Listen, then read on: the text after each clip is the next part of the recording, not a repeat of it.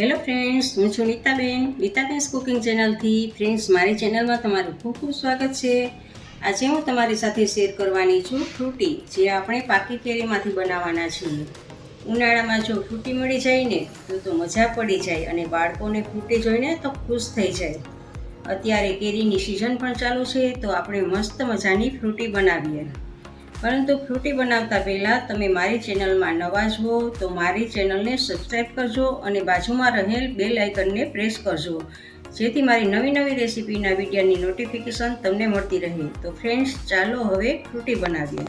આજે આપણે ફ્રૂટી બનાવવાના છીએ. તો એક આ પાકી કેરી મેં લીધેલી છે. તો આ પાકી કેરીમાંથી આપણે ફ્રૂટી બનાવવી છે. તો આપણે આ ઉપરથી છાલ ને બધું જ દૂર કરી દેવાનું છે.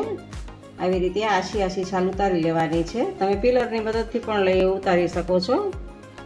આમ આખી કેરીની આપણે છાલ ઉતારવાની છે. જુઓ, આ બધી જ છાલ મેં ઉતારી લીધી છે. અને હવે આપણે આના એક બાઉલમાં કટકા કરવાના છે, નાના નાના પીસ કરવાના છે. અને આને આપણે મિક્સર જારમાં ગ્રાઇન્ડ કરશું. એકદમ સ્મૂથ રસ આપણે બનાવવાનો છે. આખી કેરીના જો આવી રીતે આમ ઉતારી અને બધા જ કટકા કરી લેવાના છે. જુઓ, આપણા આ કેરીના કટકા કરીને તૈયાર છે. તો એને એક મિક્સર જારમાં લઈ અને ક્રશ કરવાના છે.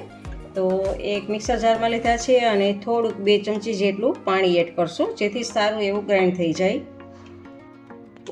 જુઓ, આ સારું એવું આપણે પીસાઈ ગયું છે. અને હવે આપણે એને એક વાસણમાં લઈ લેવાનું છે. આ મેં એક પેન લીધું છે અને પેનમાં બધું જ કાઢી લેવાનું છે.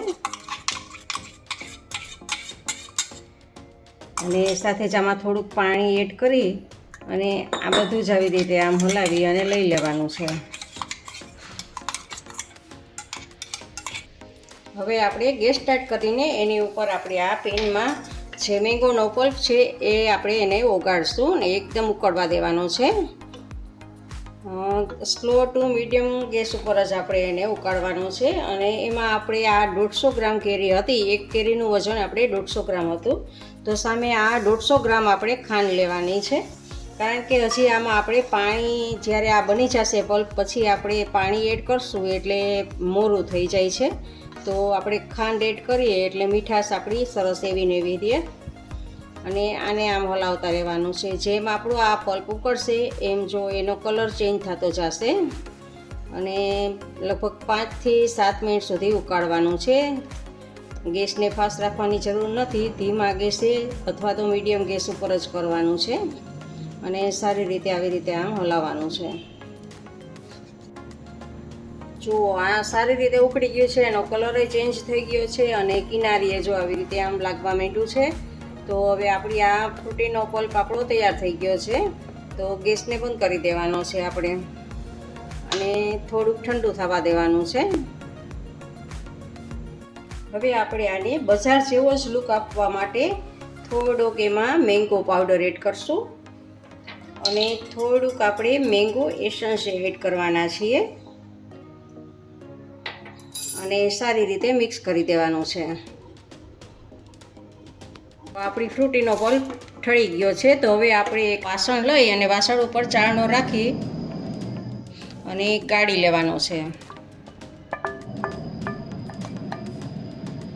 જો આમ સારી રીતે ગાળી લેવાનો છે, જેથી કરીને રેસાનો ભાગ હશે એ બધો જ નીકળી જશે અને એકદમ સ્મૂથ પેસ્ટ આપણને મળશે. તો આમ સારી રીતે આપણે બધો જ રસ ગાળી લેવાનો. આ રેસાનો ભાગ બધો જ ગળાઈ ગયો છે અને સ્મૂથ પેસ્ટ, સારી એવી સ્મૂથ પેસ્ટ આપણને મળી ગઈ છે. જુઓ, આ એકદમ ઘાટું છે. તો એને હવે આપણે ફ્રૂટી ટાઈપનું પાતળું બનાવવા માટે એમાં પાણી એડ કરવાનું છે. આપણે જેટલી ફ્રૂટી આપણી હોય એટલું આમ કેવી રીતે આપણે જો આટલું પાતળું પીતા હોય છીએ તો એટલી રીતે પાતળું આપણે આ બનાવવાનું છે. જો આટલી જાડી આપણી ફ્રૂટી હોય છે. તો આપણી આ ઠંડી ઠંડી ફ્રૂટી તૈયાર છે.